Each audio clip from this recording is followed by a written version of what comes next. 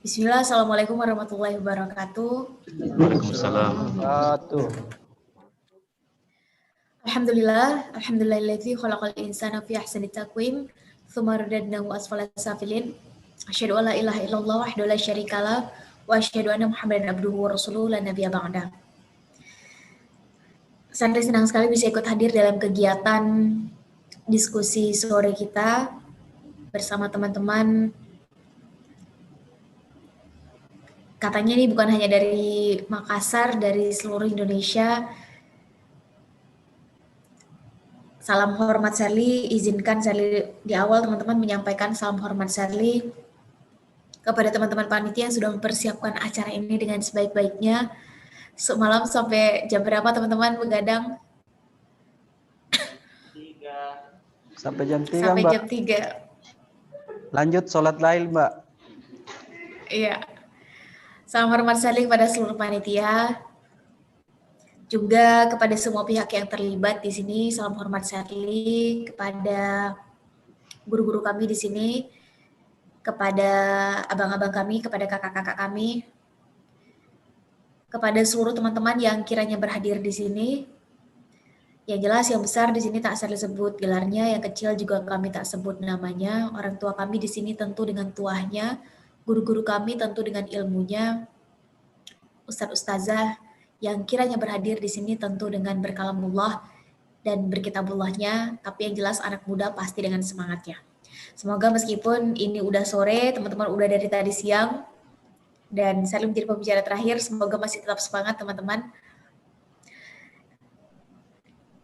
Ini menarik teman-teman, karena tepat di hari ini 92 tahun yang lalu berkumpul anak muda untuk mengikrarkan 3 poin yang menyatukan segala perbedaan yang ada di tanah yang sekarang kita sebut sebagai Indonesia ini. 92 tahun yang lalu, segala keberagaman itu menjadi satu karena melihat satu persamaan. Dan tepat dengan alasan yang sama juga 75 tahun yang lalu, Indonesia bergerak juga para pemudanya untuk mendeklarasikan diri sebagai bangsa yang merdeka. Jadi ini menarik karena Indonesia nggak perlu kita tanyalah perbedaannya. Jelas dari awal berdiri kita dapat slogan Bhinneka Tunggal Ika, benar nggak? Berbeda-beda tapi tetap satu. Dan sekarang kita semua disibukkan dengan perbedaan itu, lupa menunggal ika. Sekarang kita semua sibuk dengan binekanya, kita lupa dengan satu kalimat terakhir yang justru menjadi kunci pentingnya, menunggal ika, bersatunya. Karena kalau ada hal yang paling kita rindukan sekarang sebagai bangsa adalah bersatu. Secara khusus, hal yang paling kita rindukan sebagai umat Islam juga adalah bersatu, benar nggak? Sehingga mari sama-sama kita melihat persamaannya bukan lagi perbedaannya. Mari kita lihat kenapa apa yang kita perjuangkan dan kenapa kita bisa berada sampai detik ini 75 tahun Indonesia merdeka. PR apa yang masih sama-sama harus kita tuntaskan tanpa melihat lagi perbedaan-perbedaan itu. Dan mari kita fokus saja pada kelebihan kita, bukan lagi pada kekurangan. Karena mereka yang sibuk dengan kekurangan tidak akan sama sekali membuat kekurangan itu selesai. Mereka yang fokus pada kekurangan, apalagi hanya sekedar playing victims di dalamnya, justru akan membuat kita berputar-putar di situ saja. Fokus pada semua kelebihan yang kita punya, terkhusus adalah anak muda, karena ditawarkan anak muda bukan hari ini teman-teman. Yang ditawarkan oleh anak muda adalah masa depan, benar nggak? Benar, anak Mbak. muda, ilmunya sedikit, wawasan kita sempit, pengalaman bisa dibilang kita pas-pasan. Masih bisa dibilang belajar, belum jadi expert. Kalau ada anak muda bilang bahwa pengalaman saya 30 tahun dalam satu bidang, itu dipertanyakan teman-teman, ini beneran masih muda apa enggak? Karena kalau 30 tahun udah bergerak di bidangnya, berarti umurnya udah berapa tuh kira-kira? Kira-kira secara normatif. Sehingga yang ditawarkan anak muda jelas adalah masa depan. Bukan lagi hari ini, bukan lagi masa lalu. Dan bicara tentang anak muda teman-teman, ini bukan baru viral 10-15 tahun yang lalu. Bicara anak muda, ini udah viral dari 1400 tahun yang lalu. Dari timur kita mengenal istilah yang sangat masyhur, Syubanul Yaum Rijalul Lughat, Rijalul Yaum Imarul Lughat. Para filsuf barat juga mengamini dengan menyebutkan the youth of today are leaders of tomorrow. Artinya kurang lebih sama, bahwa pemuda hari ini adalah pemimpin di masa depan. Teman-teman jangan mau kita balikkan kalimat yang dalam dan indah tadi menjadi pemuda hari ini adalah pecundang di masa depan. Kenapa pecundang? Karena kita nggak menetapkan apa-apa dari sekarang. Ke depan kita ingin melihat apa. Kalaupun ada perubahan, kita ingin menjadi bagian di bidang apa dalam perubahan itu. Ini menarik teman-teman. Malcolm X, seorang aktivis kemanusiaan asal Amerika Serikat berkulit hitam, dikucilkan saat ia hidup. Berulang kali masuk keluar penjara sampai akhirnya dia memutuskan untuk memeluk agama Islam di bawah mentornya Muhammad Ali, salah satu petinju terbaik di dunia.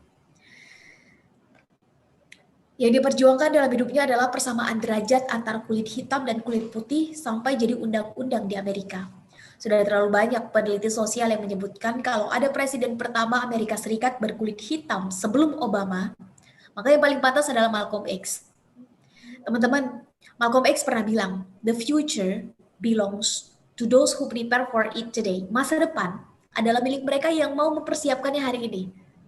Dan bicara tentang masa depan, bicara tentang persiapan, kita udah nggak bahas lagi. Kita lahir di mana, kita berproses di mana, kita lahir di tengah kondisi keluarga dengan sosial dan ekonomi seperti apa. Malcolm X juga tidak sedang membahas kita lahir dari rahim perempuan mana. Kita sedang tidak membahas itu, teman-teman. Bicara tentang masa depan, maka kita semua anak muda, selama mau bekerja keras dan bekerja cerdas mengisi masa-masa persiapan ini, maka kita semua punya kesempatan yang sama untuk melihat masa depan. Pertanyaannya adalah, persiapan apa yang udah kita buat dari sekarang? Benar ya? Ya. Ini menarik teman-teman, karena kesempatan itu lebih senang datang kepada mereka yang bersiap. Kesempatan itu lebih senang hinggap kepada mereka yang duluan melakukan persiapan. Dalam mengisi masa-masa persiapan ini, sebetulnya tipe kita hanya dibedakan menjadi 4. Pertama adalah manusia-manusia yang pesimis. Teman-teman tanyain aja satu pertanyaan pada manusia jenis ini tentang masa depan, maka mereka akan jadi selalu menjawab dengan awalan ah. Teman-teman pengen lihat diri sendiri nih sekitar 10-15 tahun ke depan kayak gimana? Ah, itu mereka aja lah Kak Ser, mereka yang pinter-pinter, mereka yang rajin-rajin, mereka aja duluan berpikir ke arah sana. Terus kalau kita gimana? Ah, kita ini apalah, cuma serpihan rengginang. Teman-teman, kiranya di sini banyak yang saat ini sedang kuliah, ingin melihat diri sendiri ketika lulus, punya karya seperti apa. Ah, Kak itu mereka aja lah, mereka yang dekat dengan dosen, mereka dekat dengan kakak kelas, mereka yang dekat dengan akses informasi, mereka yang dekat dengan akses finansial, mereka aja duluan berpikir ke arah sana. Terus kalau kita gimana? Ah, kita ini apalah, cuma remukan astor. Teman-teman, tipikal manusia kayak begini, mereka duluan mengecilkan dirinya sendiri sebelum orang-orang sekitarnya. Tipikal manusia kayak begini, mereka duluan mengerdilkan potensi yang Tuhan titipkan pada dirinya sebelum lingkungan sekitarnya. Tipikal manusia yang kedua naik satu tingkat lebih tinggi, manusia-manusia yang realistis. Teman-teman tanyain aja satu pertanyaan pada manusia jenis ini tentang masa depan, maka mereka akan selalu menjawab dengan awalan, ya sudahlah. Teman-teman, 10-15 tahun ke depan pengen ngeliat diri sendiri seperti apa? Ya udahlah, Kasar itu mereka aja, mereka yang sekiranya pintar, mereka yang sekiranya dekat dengan kekuasaan, nanti mereka duluan saja. Terus kalau kita gimana? Ya sudahlah, nanti kesempatannya bagaimana saja kita akan ikut. Teman-teman, kapan memulai tidak lagi merepotkan orang tua? Syukur nanti habis kuliah kita bekerja di tempat yang kita idamkan. Syukur kita mulai bisa menabung, syukur kita bisa ngasih ke orang tua. Gimana kalau enggak teman-teman? Ya sudahlah Kasar, itu nanti bagaimana takdir berbicara aja. Teman-teman gimana pengen ngelihat Indonesia 9 tahun ke depan? Tepat fixation bonus demografi terjadi, dan bicara bonus demografi jelas kita bicara tentang anak muda. Pengen ngelihat kondisinya kayak gimana? Ya sudahlah, itu nanti bagaimana kondisi negara ini diwariskan oleh para pemimpin kita saja. Teman-teman, tipikal manusia realistis, mereka selalu mendengar narasi dari orang. Bukan mereka yang menciptakan narasi untuk orang-orang di sekitarnya.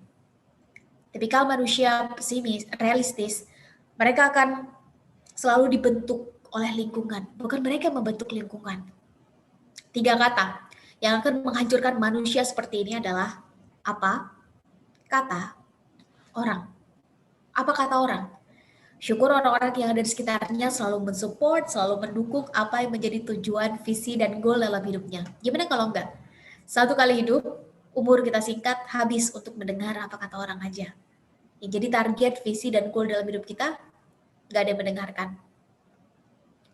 Tipikal manusia yang ketiga, teman-teman, ini naik satu tingkat lebih tinggi. Manusia-manusia yang optimis. Teman-teman tanyain aja satu pertanyaan pada manusia jenis ini tentang masa depan, maka mereka akan selalu melihat dari sudut pandang yang positif. Teman-teman, gimana pengen ngelihat diri sendiri nih 10-15 tahun ke depan? Orang-orang optimis akan menjawab. Sekarang kita adalah siswa, sekarang kita adalah mahasiswa. Silakan teman-teman isi sendiri. Saya yakin ini beragam banget. Ini ada yang bilang adalah santri, ada yang bilang mahasiswa nih secara private ke Sally. Salam kenal untuk teman-teman semua. Silakan teman-teman isi sendiri sekarang. Kalau teman-teman mahasiswa sedang duduk di semester berapa, jurusannya apa. Kalau santri silakan diisi sendiri saat ini sedang berada di kelas berapa, di bangku kelas berapa. Tapi 10-15 tahun ke depan, karena kita passionnya dalam dunia pendidikan Kak, maka kita udah punya yayasan kita sendiri. Di bawah yayasan kita, minimal kita ada 2 sekolah lah. Masing-masing sekolah kita udah ngasih beasiswa pada 500 anak di wilayah kita. Sehingga 10-15 tahun ke depan, kita pengen angka putus sekolah anak-anak umur 5, 6, 7 tahun berkurang di Indonesia yang putus sekolah karena alasan finansial. Kak, fokus kita bukan di pendidikan, fokus kita di dunia usaha, then go get it. Sekarang kita adalah mahasiswa, tapi 10-15 tahun ke depan, kita udah punya perusahaan kita sendiri, Kak Ser.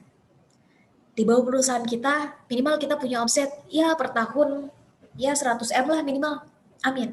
Kita udah ngebuka lapangan kerja minimal untuk 500 anak muda di Indonesia. Sehingga kita pengen ngelihat 15 tahun ke depan, itu angka pengangguran khususnya untuk mereka yang fresh graduate itu berkurang minimal 30%. Teman-teman tipikal manusia optimis. Ketika 1000 orang mengatakan that's impossible, itu tidak mungkin, maka mereka akan jadi orang pertama yang akan mengatakan I'm gonna prove it, saya akan buktikan.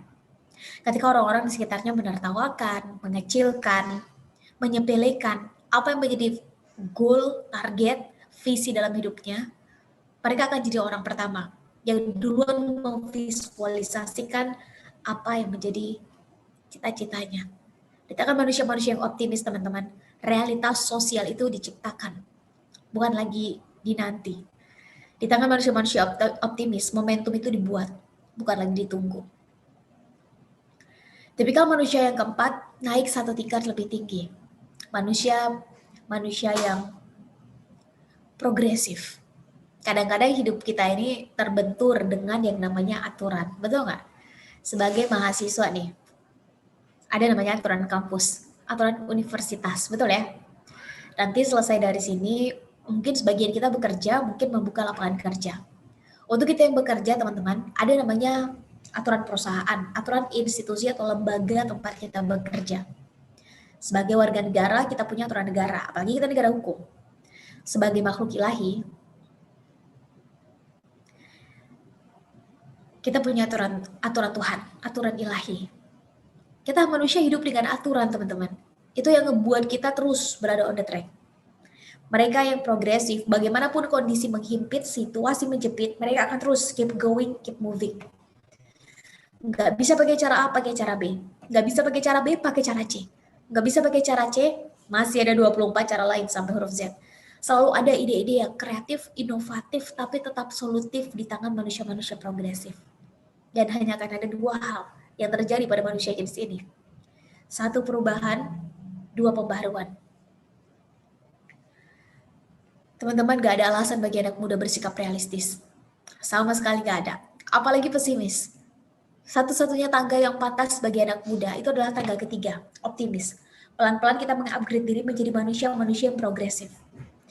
Pertanyaannya adalah selama ini zona nyaman kita ada di mana? Benar nggak?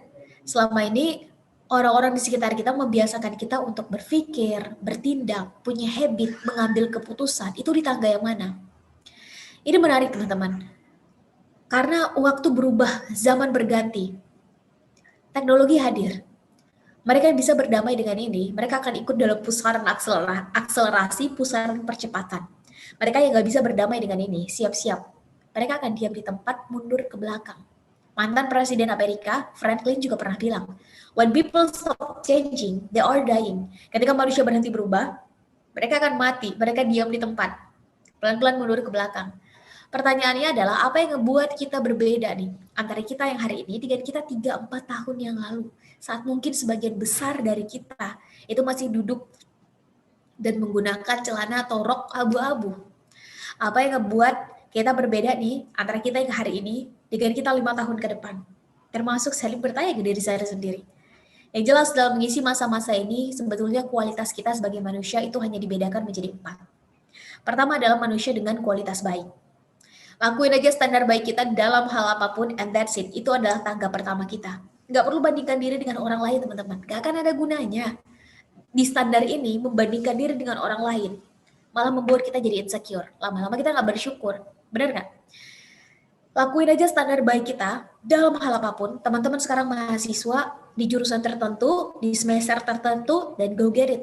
Sebagai mahasiswa ada tanggung jawab, ada amanah, lakukan itu. Sebagai misalnya teman-teman masuk dalam BEM atau HIMA atau organisasi, teman-teman dapat amanah, dapat tanggung jawab, lakukan tanggung jawab dan amanah itu dengan standar baik minimal. Teman-teman mewakili kampus dalam kegiatan apa, silahkan lakukan dengan standar baik. That's it, itu tangga pertama kita. Oh, fitrah dasar manusia kan adalah baik, benar nggak? Gak ada manusia lahir ke dunia ini oe-oe terus langsung kepikiran untuk korupsi. Gak ada manusia lahir ke dunia ini oe-oe terus langsung kepikiran untuk gibahin orang kayak Bu Tejo. Gak ada manusia lahir ke dunia ini oe-oe terus langsung kepikiran untuk mengambil yang bukan haknya. Gak ada, teman-teman. Fitrah dasar manusia itu adalah baik. Mari kita kembalikan pada dasar fitrahnya manusia. Dasar kita melakukan segala sesuatu adalah baik, and that's it. Pertanyaannya adalah apakah jadi baik aja cukup? Is a good one enough?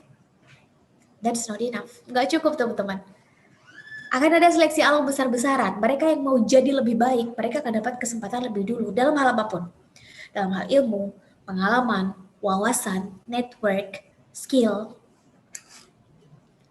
Dalam segala hal, mereka yang lebih baik, mereka akan dapat kesempatan lebih dulu. Badan Pusat Statistik BPS sudah memprediksi, teman-teman, dalam kurun waktu 4-5 tahun ke depan, angka sarjana muda itu akan meningkat 3-4 kali lipat dari jumlah sekarang. Teman-teman bayangkan kalau ada jutaan sarjana muda nanti saat teman-teman lulus. Terus apa yang membuat teman-teman berbeda antara teman-teman yang sekarang sedang berproses, berusaha menekan ego, menemukan jati diri, menemukan mengasah skill, passion, hobi dengan jutaan anak muda Indonesia lainnya yang detik ini juga tengah melakukan hal yang sama di wilayah lain. What makes us different? Apa yang membuat kita berbeda? Sehingga kita berhak untuk mendapat kesempatan lebih.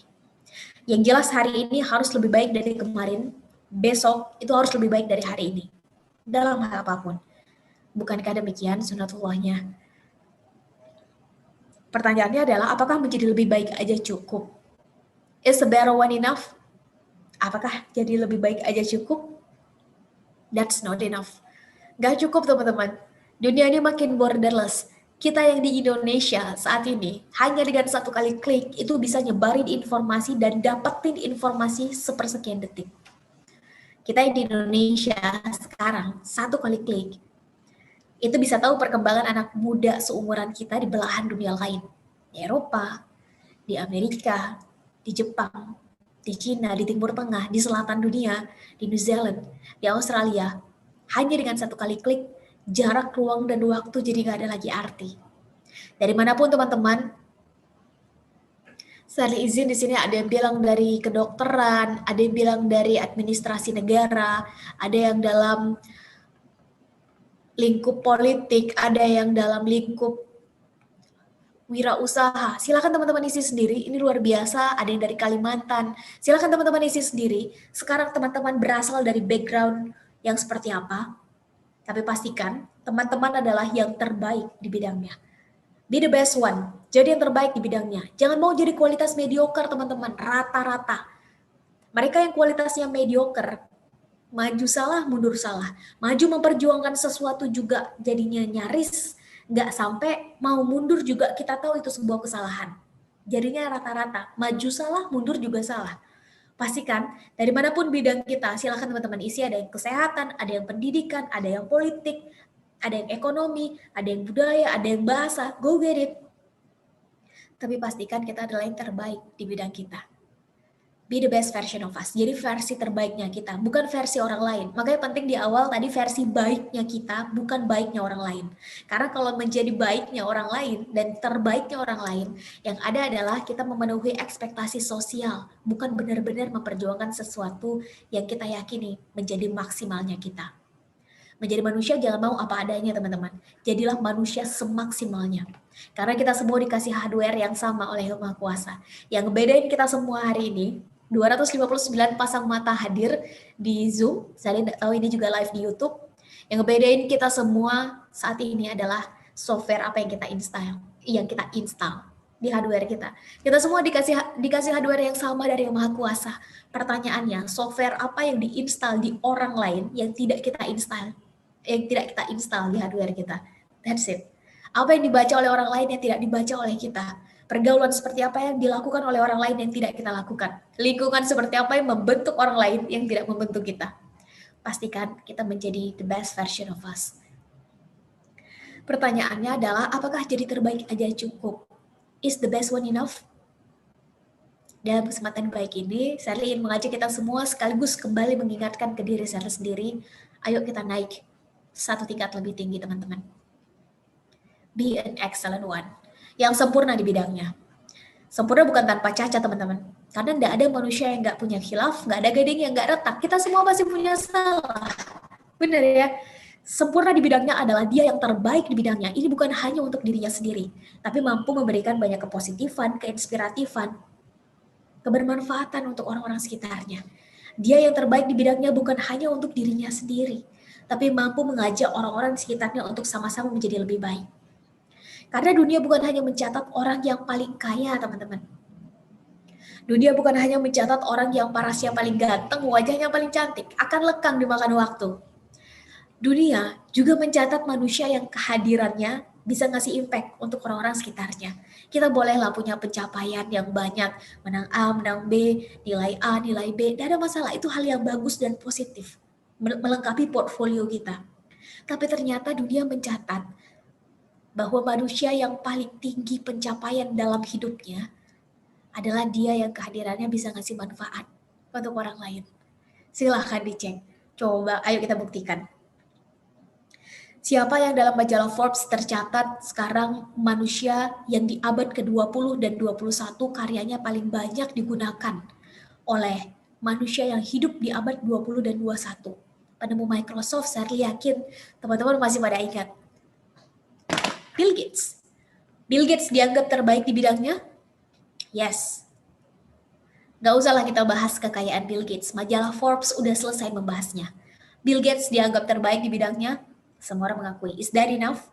That's not enough. Dia naik satu tingkat lebih tinggi. Dia punya namanya Bill Gates Foundation. Dengan itu dia bisa merangkul lebih banyak orang. Bukan hanya di Amerika, di seluruh dunia. Kasar, kita nggak usah jauh-jauh. Kita bahasnya Indonesia saja. Ayo kita bahas. Salah satu bapak pendidikan di Indonesia. Penemu teori 4 yang membuat pesawat terbang bisa lepas landas dengan sempurna. Karyanya baru saja dimuseumkan, orangnya meninggal tahun lalu. Almarhum B.J. Habibie. Dianggap terbaik di bidangnya? Yes. Nasional, internasional mengakui. Is that enough? That's not enough. Dia naik satu tingkat lebih tinggi. Dalam dunia pendidikan, dia punya namanya Habibie Center. Salah satu misinya adalah mencetak lebih banyak Habibie muda di Indonesia. Teman-teman, kita baru bahas 2 orang.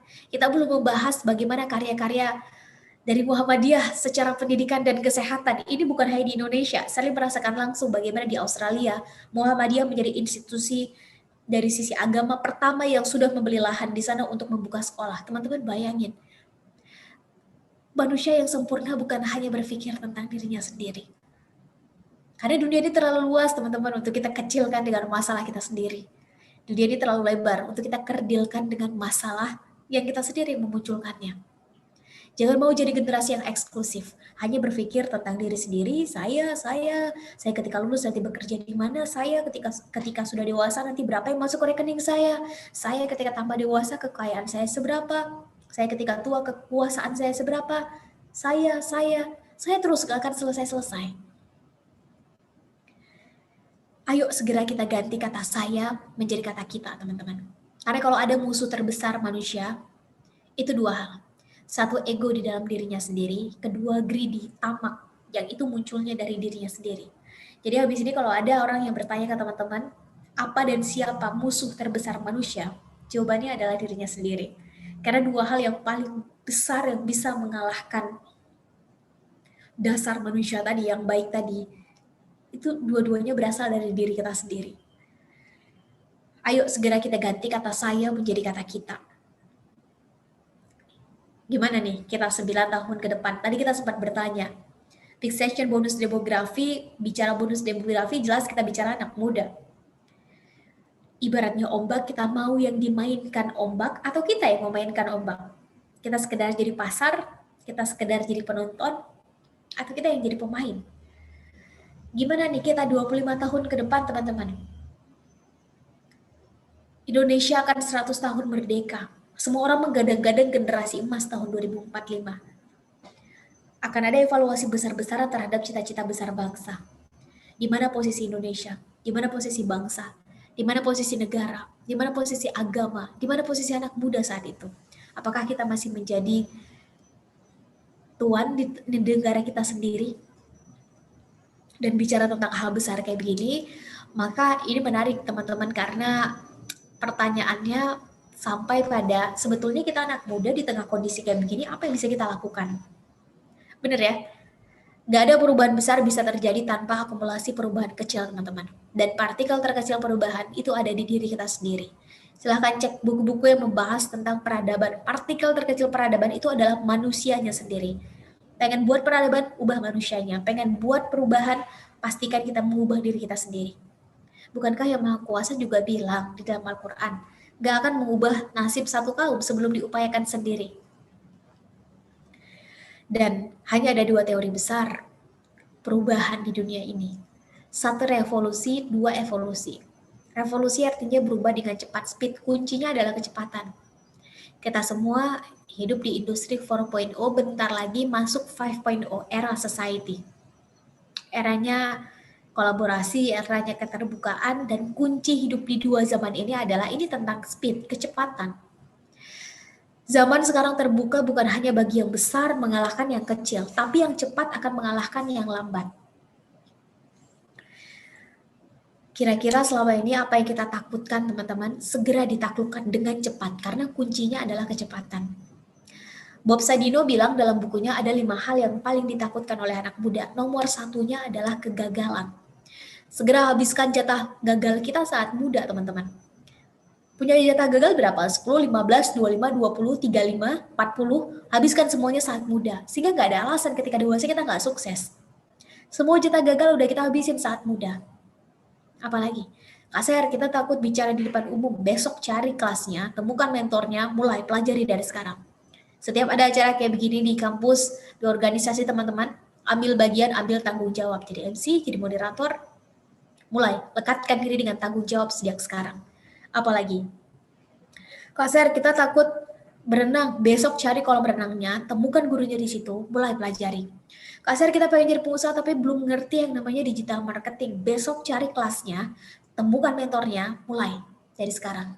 Teman-teman, apa yang paling kita takutkan selama ini, segera datangi, pelajari, taklukkan apa yang kita takutkan, bukan kita jauhi. Makin kita jauhi, ini gapnya semakin besar dan gak akan pernah selesai. Atau kita pakai cara yang kedua. Kayaknya cara yang pertama gak cocok, Kak Ser, karena terlalu cepat. Kita adalah manusia-manusia yang senang dengan proses. Pakai cara yang kedua, gak ada masalah. Berubah, tapi pelan-pelan. Evolusi, butuh waktu, butuh proses. Dan hanya kecerdasan paling tinggi pada manusia yang bisa akhirnya membuat kita keluar sebagai pemenang dari proses evolusi. Kecerdasan paling tinggi pada manusia itu adalah daya tahan, daya juang, endurance. Atau kalau dalam bahasa Indonesia disebut konsisten, dalam agama Islam disebut istiqomah. Teman-teman memutuskan berubah, memutuskan berhijrah itu gampang, yang sulit apanya? Konsistennya, istiqomahnya teman-teman. Di awal akan banyak orang optimis, tapi cek, yang akan sampai ke garis finish adalah orang-orang yang konsisten. Dari Harvard University Psychological Center-nya juga nyebutin hal yang sama. Kecerdasan paling tinggi pada manusia adalah adversity quotient, kecerdasan daya tahan. Daya juang kita mempertahankan sesuatu yang kita putuskan dengan penuh kesadaran selama standarnya 2. Baik dan benar. Harus sampai benar. Karena baik belum tentu benar, benar sudah pasti baik. Dan dalam hal ini, Charlie senang sekali dengan satu perkataan dari Perdana Menteri Perempuan pertama Inggris ini sering sekali Charlie ulang-ulang karena memang mampu mengubah pola pikir Charlie tentang berubah dan dirubah dalam jangka waktu atau berproses. Judul bukunya adalah The Iron Lady, menceritakan tentang kisah hidup perempuan pertama yang mendobrak status quo di Inggris di zamannya sehingga dia dinobatkan sebagai Perdana Menteri Perempuan pertama Inggris. Margaret Thatcher pernah mengatakan begini, "Watch your thought, for they become your words. Watch your words, for they become your actions. Watch your actions, for they become your habits. Watch your habits, for they become your character. Watch your character, for they become your destiny. In other words, what you think, you become." Perhatikan apa yang kita pikirkan teman-teman, karena dia akan keluar menjadi ucapan, menjadi kata-kata. Perhatikan ucapan kita, karena dia akan keluar menjadi tindakan, action. Perhatikan tindakan kita, karena ketika diulang-ulang berkali-kali, dia akan menjadi habit, kebiasaan. Perhatikan kebiasaan kita, karena dia akan menjadi karakter. Perhatikan karakter kita, karena demikianlah takdir kita. Dengan kata lain, apa yang kita pikirkan, demikian takdir kita. Pertanyaan kuncinya adalah, kita membahas tentang hal besar, tentang bangsa, negara, membahas tentang bangsa dan negara, teman-teman, melibatkan anak muda, ini jelas bicara tentang masa depan bangsa. Bicara masa depan bangsa, maka cek anak mudanya zaman sekarang. Pengen bahas anak muda zaman sekarang, cek apa yang ada di mindsetnya. Pengen ngelihat apa yang ada dalam mindset anak muda, cek apa yang dilihat, tonton, dengar. We are what we watch, we are what we read, we are what we listen, we are what we discuss with. Kita pada akhirnya adalah apa yang kita lihat, tonton, dengar, baca, dan kita diskusikan. Ini menarik teman-teman, karena ternyata Indonesia sampai detik ini masih dinobatkan sebagai negara ketiga paling aktif sosial media. Dan dalam 1 jam kita habiskan waktu 13 jam di internet. Dan ini menarik, karena ternyata kita besar secara kuantitas tapi minim secara kualitas. 75 tahun sudah Indonesia merdeka. Sampai detik ini, saya bisa share screen ya di sini ya. Up to you. Ternyata 75 tahun Indonesia merdeka dan sudah digadang akan masuk dalam salah satu negara yang mendapat privilege untuk bonus demografi. Tapi ternyata kita masih minim dengan tenaga ahli. Jangan-jangan ini hanya sekedar besar kuantitas tapi minim secara kualitas. Jangan-jangan 9 tahun ke depan kita semua hanya disiapkan menjadi robot-robot pengisi industrialisasi yang sebetulnya kepala-kepalanya diisi bukan dari anak negeri kita sendiri. Maka mari sama-sama kita pastikan teman-teman, bahwa kita saat ini adalah manusia-manusia yang produktif.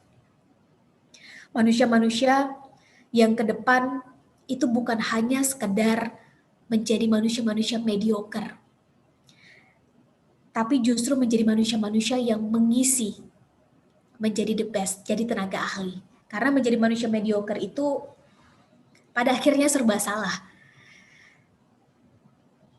Dan dalam hal ini, untuk sampai pada titik itu teman-teman, mari sama-sama menjadi manusia-manusia produktif. Mari menjadi generasi muda yang bukan sekedar sibuk. Pastikan kita adalah menjadi generasi muda yang produktif, bukan sibuk sekedar sibuk. Karena mereka yang produktif dan mereka yang sibuk, ini jelas hasilnya akan berbeda, jauh akan berbeda. Sama-sama mungkin terlihat beraktivitas, sama-sama mungkin terlihat berkegiatan. Dan bisa jadi kegiatannya sama. Tapi tunggu 4-5 tahun kemudian, atau bahkan 10 tahun kemudian, ini hasilnya jelas akan berbeda. Antara manusia produktif dan manusia yang sibuk. Manusia produktif itu jelas, apa yang dikerjakan itu didrive oleh satu goal tertentu. Sedangkan manusia yang sibuk, ya ini semuanya dikerjain. Sekarang sedang viralnya apa? Ikut. Besok viralnya B, ikut. Mungkin sama-sama terlihat sibuk, sama-sama terlihat punya kegiatan, tapi tunggu waktunya akan berbicara. Yang satu hasil impact pencapaiannya akan sangat terukur, yang satu lagi ya cenderung bagaimana nanti lingkungan ngasih kesempatan untuk kita semua. Udah cukuplah sekarang. Anak muda selama ini disibukkan dengan hal-hal hilir sehingga kita sibuk, bukan produktif. Menyelesaikan masalah nggak bisa dari hilir teman-teman, harus dari hulu. Selama ini kalau ada sungai yang kotor, kita anak muda disibukkan dengan mengutip sampah di hilir. Tapi yang di hulu terus buang sampah. Pertanyaannya adalah sungainya bersih nggak? Mungkin bersih, berapa lama bersihnya? 1, 2, 3 hari, terus nanti kotor lagi. Kenapa? Karena yang ngeluarin sampah di hulu terus ngeluarin sampah. Selama ini anak muda kita disibukkan dengan kalau ada asap yang ada, kita disibukkan untuk ngipas asapnya. Tapi yang ngasilin api itu terus membakar di bawah. Pertanyaannya asapnya bakal hilang apa enggak? Hilang mungkin, 1-2 hari datang lagi. Udah cukup teman-teman, pengen menyelesaikan masalah, temukan di hulu mana yang membuang sampah, segera selesaikan. Temukan sumber apinya, selesaikan sumber apinya, pelan-pelan asapnya akan kita hilangkan. Mari sama-sama kita lihat sumber masalah dari semua yang kita hadapi sekarang adalah apa. Dan karena tupoksi kita adalah sebagai mahasiswa, tupoksi sekarang adalah masyarakat, hanya ada 2 caranya. 1 top down, 2 bottom up. Top down itu dari atas ke bawah. Itu kawan-kawan kita yang masuk ke sistem pemerintahan, anak-anak muda yang sudah berani melekatkan diri dengan pemerintahan, masuk ke sistem, mereka menggunakan sistem top down. Hanya dengan 1 tanda tangan bisa merubah banyak hal. Tapi kita sekarang, dan dalam hal ini termasuk Sherly sendiri, ini bergeraknya adalah bottom up, dari bawah ke atas. Dan ini harus seimbang, dari atas ke bawah dan bawah ke atas, karena kita negara demokrasi. Terlepas dari ini adalah normatif apa enggak, tapi kita tetap masih menjadi negara demokrasi, yang salah satu syaratnya adalah social control dari masyarakatnya. Bahkan teman-teman adalah mahasiswa yang mendapat privilege menjadi social control. Suara teman-teman ditunggu, bahkan sejak Indonesia pertama berdiri. Coba cek, di balik Indonesia merdeka, apakah di situ anak muda? Jelas, Muhammad Hatta saat itu masih menjadi mahasiswa, meskipun di Belanda. Soekarno saat itu usianya masih sangat muda. 98, terjadi perubahan besar di Indonesia. Apakah anak muda di belakangnya? Jelas, bahkan mahasiswa menjadi elemen paling penting saat itu. 2008, terjadi krisis besar. Apakah anak muda di belakangnya? Yes. 2020, ada banyak hal besar, bahkan krisis multidimensional. COVID-19 benar-benar melibas semua pihak dan semua lini kehidupan. Kesehatan kita nggak usah bilang, kesehatan adalah yang paling pertama kena dampaknya. Secara ekonomi kita tahu kawan kita banyak yang kena PHK. Secara pendidikan kita semua harus melewati pendidikan sekarang secara daring. Secara politik teman-teman silahkan cek ada berapa yang harus ketuk palu sekarang seolah-olah dipercepat. Yang impact-nya nanti adalah di zamannya kita. Semua yang ngeketuk palu sekarang, itu impact-nya di zaman kita nanti, teman-teman. Makanya diam sekarang, maka bersiaplah diamnya kita sekarang, itu impact-nya nanti ketika semua ini diserahkan ke teman-teman.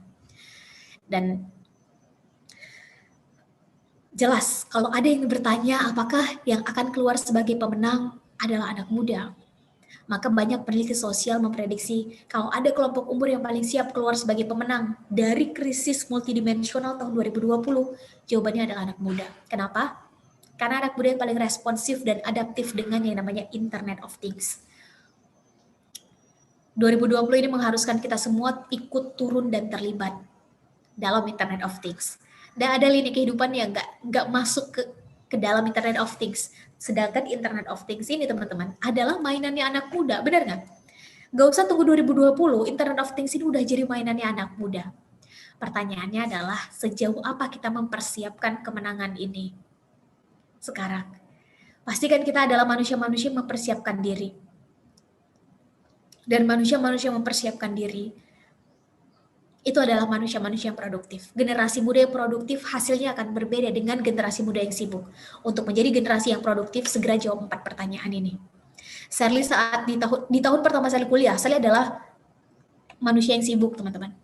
Sally bisa ikut UKM sampai 5 bahkan 6 karena ada satu eksternal kampus yang saya ikuti. 5 plus 1 ada 6 organisasi yang saya ikuti. Betapa waktu 24 jam itu sibuk sana sini sampai akhirnya ada satu mentor yang menegur. Sally, yang kamu lakukan itu sibuk, bukan produktif. Bayangkan saat kuliah semester 1, egonya masih tinggi, masih semangat gitu mengerjakan segala sesuatu. Tiba-tiba di tengah semangatnya ditempeleng oleh mentor.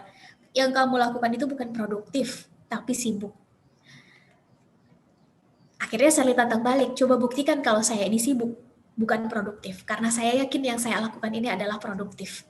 Coba cek kawan-kawan saya, yang Sabtu Minggunya bisa jadi nongki-nongki, Sabtu Minggunya bisa jadi nonton, yang Sabtu Minggunya bisa jadi rebahan. Saya ini adalah manusia produktif. Masih keras, masih berusaha untuk mempertahankan bahwa saat itu saya adalah manusia produktif.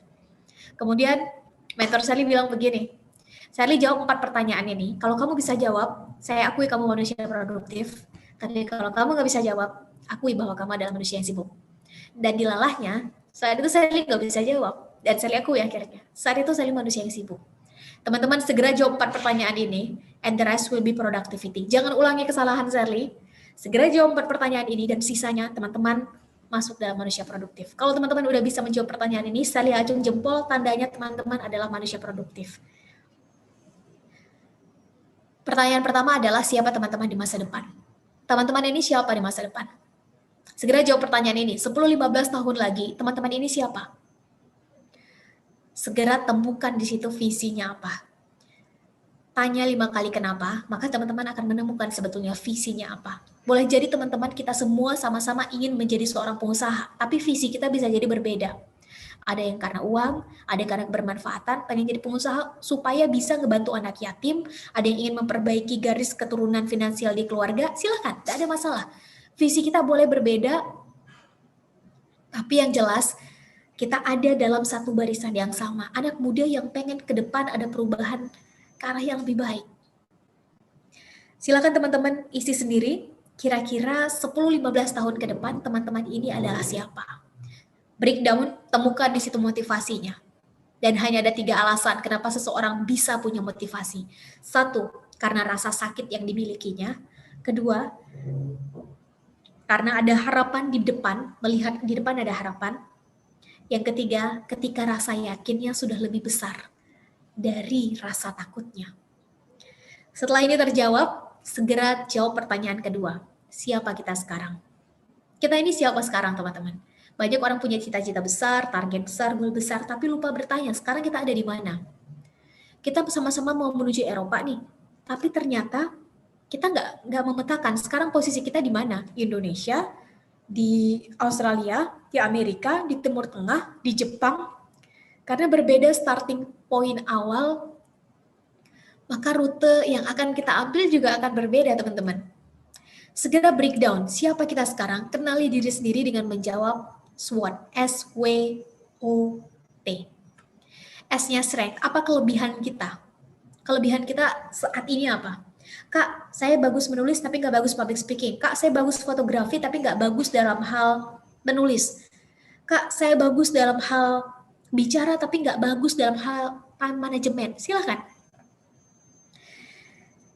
Apa kelebihan kita? Apa kekurangan kita? Apa kesempatan yang masih ada, opportunity, O-nya, dan T, apa threat, apa ancamannya. Apa kira-kira yang akan menghalangi kita, teman-teman.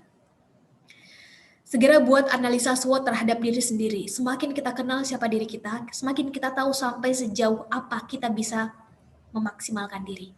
Setelah kita tahu kelebihan dan kekurangan, ini bukan untuk insecure. Wah, saya kurangnya di sini. Wah, dia bisa. Wah, saya ini apalah. Bukan. Semakin kita tahu kekurangan kita, ini adalah awal kita bisa mengimprove diri. Orang yang nggak kenal dirinya siapa, siap-siap. Walaupun dia mengimprove itu tidak terukur. Dan bisa jadi dia adalah orang sibuk, bukan orang produktif.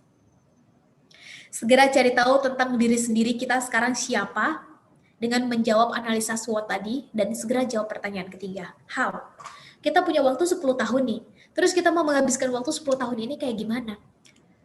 Kita punya waktu 10 tahun untuk menjadi penulis internasional. Dan go get it. Tahun pertama kita selesai dengan ego. Tahun kedua kita menemukan komunitas lokal. Tahun ketiga kita ketemu dengan mentor lokal. Tahun keempat buku pertama keluar. Tahun kelima kita roadshow seluruh Indonesia. Minimal setengah dari 34 provinsi sudah kita lewati. Sembari melatih public speaking karena bertemu dengan berbeda orang setiap harinya, tahun ke-6 kita mulai masuk ke komunitas nasional, tahun ke-7 kita dapat mentor nasional. Tahun ke-8 buku pertama translate ke dalam bahasa Inggris, tahun ke-9 kita masuk ke komunitas internasional, tahun ke-10 kita siap roadshow, minimal di Asia Tenggara dulu aja deh, di negara-negara ASEAN. Bukankah antara kita di tahun ke-10 dengan kita di tahun ke-9 tadi, gapnya sudah semakin dekat? Miliki dulu rencana ini teman-teman, karena kalau enggak, maka lingkungan yang akan membuatkannya untuk kita. Miliki dulu rencana teman-teman ingin melihat bangsa negara ini 11, 15, 25 tahun ke depan itu seperti apa. Karena kalau enggak, maka kita akan terus ikut dalam narasi dan permainan orang yang membuatkannya untuk kita. Setelah ini terjawab, segera jawab pertanyaan keempat. Dan bagi Sherly ini adalah pertanyaan pamungkas.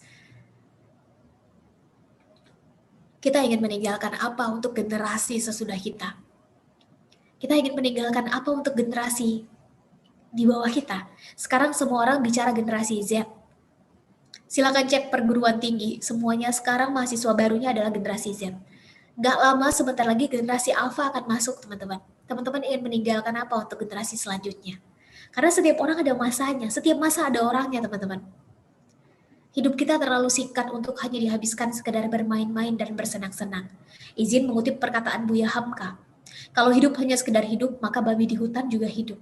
Kalau hidup hanya sekedar bermain-main dan makan, maka monyet di hutan juga melakukan hal yang sama. Apa yang membuat kita berbeda? Manusia dikasih ini dan dikasih hati untuk berempati. Kolaborasikan keduanya, maka siap-siap gebrakan besar akan siap kita buat. Dan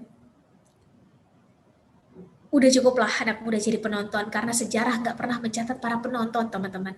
Sekeras apapun kita berteriak, selama masih menjadi penonton, sejarah nggak akan pernah mencatat. Sejarah hanya mau mencatat para pemain, dan bukan pemain rata-rata, pemain di atas rata-rata. Pada akhirnya bicara tua muda ini, teman-teman, maka kita bukan lagi bicara tentang umur. Bicara tua muda ini bicara tentang pilihan sikap. Kita ingin menjadi manusia yang optimis atau pesimis. Kita pengen menjadi manusia yang ragu-ragu atau penuh dengan keyakinan dalam membuat keputusan. Kita ingin menjadi manusia yang penuh dengan keputusasaan, selalu playing victims, selalu merasa menjadi korban, dan terus ada excuse dalam memulai sesuatu, ada pembenaran, atau kita mau melihat ke depan dengan penuh harapan. Yang jelas kita akan tua setua keputusasaan kita pun akan muda semudah harapan kita. Kita akan tua setua pesimisme kita, dan kita akan muda semudah optimisme kita. Kita akan tua setua keraguan-raguan kita dalam mengambil, membuat keputusan, dan kita akan muda semudah keyakinan kita dalam mengambil tindakan. Selama harapan, keyakinan, dan optimisme itu masih ada di dalam dada, maka kita semua masih selamanya muda. Jangan mau jadi anak muda yang pengecut, teman-teman. Hidup kita cuma satu kali, pastikan kita hidup yang berarti. Pada akhirnya akan ada yang berubah, akan ada yang bertahan. Tapi satu yang pasti, bahwa harapan, keyakinan, dan cita-cita itu harus terus diperjuangkan. Terima kasih. Saya diserahkan dulu ke moderator. Silakan. Mana jauh? Ya, cek. Terima kasih Mbak Sherly atas sharing gagasannya, atas motivasinya kepada teman-teman peserta webinar hari ini. Mudah-mudahan apa yang Mbak Sherly sampaikan bisa membekas dalam hati, kemudian menjadikan pelecut untuk menjadi generasi yang mumpuni, generasi yang bisa diandalkan adalah pemuda-pemuda yang takut kepada Tuhannya, cinta kepada Nabi-Nya, dan bangga terhadap agamanya. Mbak Sherly, apa yang disampaikan oleh Mbak Sherly kepada kita semua adalah kalau kami di Angkatan Muda Muhammadiyah itu biasanya mengenal konsep diri, kemudian mengenal visi misi hidup dan seterusnya, agaknya sama dengan apa yang disampaikan oleh Mbak Sherly. Tapi ini akan berbekas beda dengan yang disampaikan oleh teman-teman instruktur misalnya atau fasilitator dibanding tokoh nasional yang menyampaikan. itu kesannya lebih mendalam dan bisa membekas kepada teman-teman. Mungkin di forum ini ada yang mau bertanya ke Mbak Shirley. Saya persilakan, saya membatasi penanya hanya 3 orang saja. Kalau tadi 2, ini 3 saja karena sudah mau maghrib. Mbak Shirley di Indonesia Timur ini sudah lebih cepat gelap, makanya kami biasanya hitam-hitam. Ya, ada mungkin yang teman-teman bisa bertanya? Silakan raise your hand. Ya Kak, ada yang ingin bertanya atas nama Fitriawati. Disilahkan.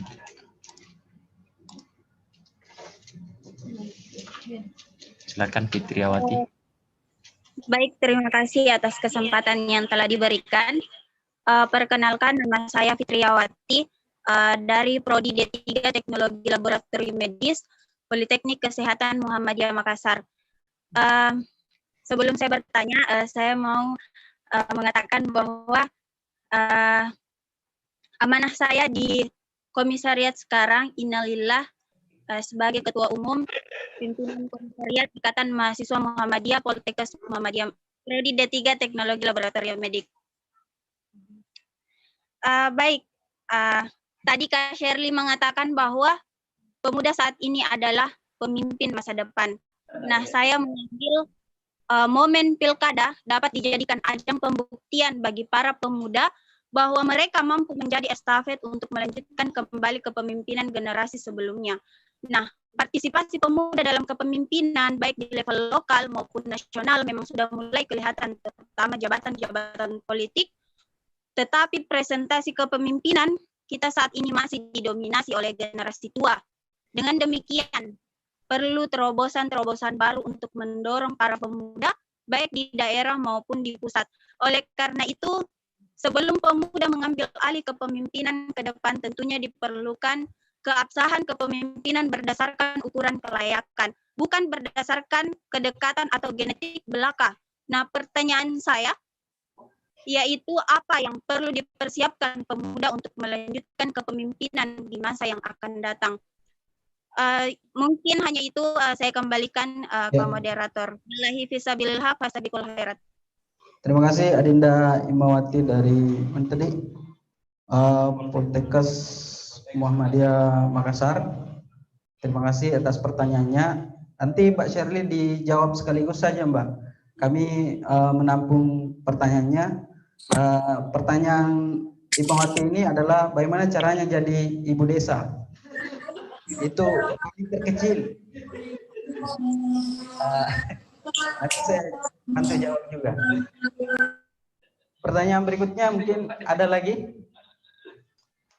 Ya Kak, ada pertanyaan dari chat. Tidak disebut. Dari Nurul Hikmah Maulida. Pertanyaannya, saya mau tahu prinsip hidup Kak Shirley itu apa dari dulu sampai sekarang jadi sekuat ini. Dan yang orang takutkan juga adalah malu dan gugup bertanya, gimana cara Kak Shirley biar bisa pandai bicara? Ya, itu kayaknya mewakili pertanyaan semua peserta Mbak Shirley. Yang terakhir,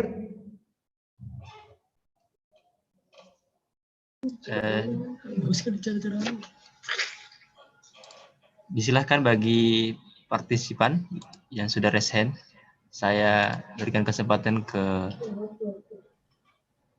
Saudari Nur Halimah. Silakan untuk open mic.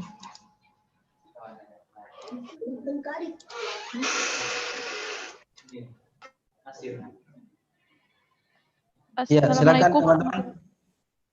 Assalamualaikum warahmatullahi wabarakatuh. Assalamualaikum warahmatullahi wabarakatuh. Jadi saya di sini ingin bertanya kepada Kak Shirley, bagaimana kita sebagai anak muda itu bisa konsisten berkontribusi pada perubahan walau dengan hal-hal kecil, dan bagaimana kita bisa konsisten dalam persiapan-persiapan untuk masa depan kita sendiri gitu, masa depan kita dan masa depan bangsa tentunya. Itu saja. Dari mana Mbak? dari Universitas Islam Negeri Araniri, Aceh.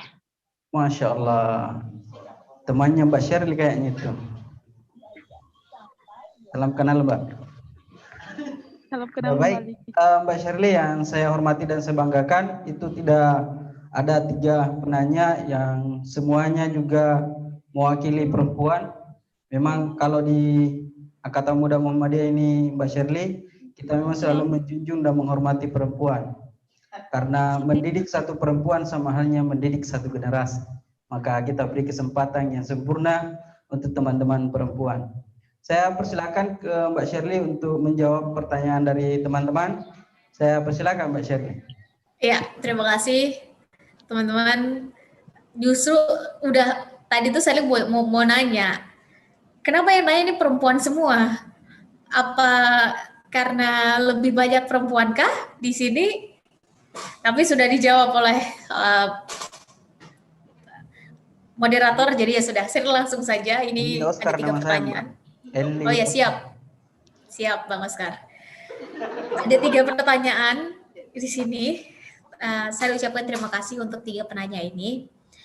Saya coba untuk rangkum teman-teman, karena ada keterkaitan antara satu dengan lainnya. Pertama adalah, terus kita ini apa yang harus kita persiapkan untuk ke depan supaya mainnya ke tengah, jangan lagi di pinggiran. Supaya nggak lagi menyelesaikan masalah itu nggak lagi dari hilir, tapi dari hulu. Pertama adalah teman-teman, segera tetapkan goal teman-teman itu apa. Segera tetapkan, karena kita kalau nanya bagaimana, itu udah langsung lompat ke pertanyaan ketiga. Segera tanya dari pertanyaan pertama dulu, apa? Goalnya apa? Kedua, siapa teman-teman? Ketiga, bagaimana? Di bawah kata apa? Di bawah pertanyaan apa goal? Jadi pertanyaan pertama dulu diselesaikan. Goalnya apa? Goalnya mau jadi anggota DPR, goalnya pengen jadi legislatif, goalnya pengen jadi pengusaha, goalnya pengen jadi apa nih goalnya? Setelah itu segera cari motivasinya. Kenapa? Karena tanpa motivasi, udah ini kita nggak konsisten. Nanti 3 bulan sesudahnya ini hangat-hangat tai ayam aja. Nanti setelah 3 bulan kita kembali ke semangat yang semula. Udah loyo-loyo lagi, leye-leye lagi. Ini masuk ke pertanyaan kawan kita, Nur Halimah tadi, gimana caranya konsisten. Pertama apa, terus kenapa, siapa, bagaimana. Bagaimana itu masalah langkah teknis teman-teman. Masalah langkah teknis itu gampang. Selama kita udah jelas apa, tinggal kita ketahui bagaimananya. Apalagi kalau urusannya sama bagaimana main ke tengah, tinggal main cantik, udah gitu aja jawabannya. Karena ada seni untuk bisa survive di kondisi kayak begini, pada akhirnya kita harus akui bahwa ada seninya. Meskipun sekarang kita bukan siapa-siapa, tapi bagaimana itu bisa terjawab dengan sendirinya. Jadi segera mulai untuk menstrukturkan cara berpikir, apa, kenapa, siapa, dan bagaimana pada akhirnya. Karena orang pintar itu banyak, teman-teman. Di negeri ini nggak usah jauh-jauh, di Indonesia ini orang pintar banyak. Tapi yang punya karakter itu sedikit. Dan ketika kita langsung lompat ke yang ketiga, bagaimana, pada akhirnya kita melewati proses. Dan orang-orang yang melewati proses, ini kehilangan untuk membentuk karakter. Tadi kita sempat membahas revolusi dan evolusi. Karakter itu keluar dari proses evolusi, seperti yang tadi. Maka pastikan bahwa kita mengikuti dulu strukturnya. Dan menstrukturkan cara berpikir ini merupakan salah satu bagian dari kita menyelesaikan masalah. Inti dari literasi itu kan menyelesaikan masalah. Dan awal dari literasi itu adalah salah satu bagian kecil paling dasarnya critical thinking. Temukan masalahnya apa, segera tanya, idealnya seperti apa masalah itu, segera tanya realitas yang sekarang terjadi seperti apa, kalau ada gap, segera isi gap itu dengan solusi. Dari situ kita akan bisa melihat sebetulnya goal kita apa. Temukan dulu masalahnya apa. Sally masuk ke pertanyaan ketiga dulu. Setelah kita ternyata menemukan dan memutuskan untuk berubah atau ambil bagian, atau teman-teman udah memutuskan nih segala sesuatu dalam hal baik atau ke arah baik, berubah ke arah yang baik, atau memutuskan untuk mengupayakan perubahan ke arah baik, terus gimana caranya konsisten? Kalau dari Sally, ini yang Sally lakukan ke diri Sally sendiri, kiranya teman-teman cocok, silahkan diambil, dipakai, tapi kalau nggak cocok, ya ditinggalkan aja. Mungkin ada cara yang lebih cocok untuk teman-teman. Pertama adalah segera cari kontrol sosialnya. Cari kontrol sosialnya. Kita makhluk sosial, teman-teman. Ini nggak bisa bergerak sendiri. Itu nggak bisa. Sulit, berat. Segera cari kontrol sosial orang-orang yang punya value yang sama, yang visinya sama, kurang lebih 11-12 dengan kita. Segera gandeng mereka menjadi kontrol sosial. Kalau kita berada di bawah, akan ada orang yang mengkritik kita. Ketika kita berada di atas, akan ada orang yang mengapresiasi. Kritik dan apresiasi ini harus seimbang dalam hidup. Terlalu banyak diapresiasi, jarang dikritik, nggak baik. Terlalu banyak dikritik, jarang diapresiasi, juga nggak baik. Saat kita berada di bawah, mulai leye-leye, mulai malas, mulai rebahan, mulai lupa, mulai tidak termotivasi lagi, akan ada kawan yang mengingatkan, Sir, udah cukup, tujuan kita masih jauh loh. Ayo kita mulai lagi, akan ada yang mengulurkan tangannya. Ketika berada di atas, kita dipuji, diapresiasi, mulai ego besar, jumawa, tinggi hati, akhirnya sombong. Karena dia mengingatkan, Sir, udah cukup, tujuan kita bukan di sana loh, di sana tujuan kita. Ayo kita mulai lagi. Akan ada yang menepuk bahu kita. Berada di bawah tidak terlalu rendah, berada di atas pun kita tidak terlalu tinggi. Prosesnya sangat terukur. Yang kedua, segera cari komunitasnya. Orang bijak pernah bilang, teman-teman, bergaul dengan penjual minyak wangi, sedikit-sedikit kita dapat wanginya. Bergaul dengan penjual besi, sedikit-sedikit kita dapat bau besinya. Teman-teman bergaul dengan 5 orang pengusaha, teman-temanlah pengusaha ke-6. Teman-teman bergaul dengan 5 orang koruptor, teman-temanlah koruptor ke-6. Silakan teman-teman pilih sendiri pengen berada di komunitas seperti apa. Tapi yang jelas, komunitas Raja Wali dan komunitas Bebek ini 2 komunitas yang akan bisa nyatu. Nggak akan bisa. Habitnya beda, mindset beda, pola pikir beda, melihat masalah dari sudut pandang yang beda, karakter juga pada akhirnya berbeda.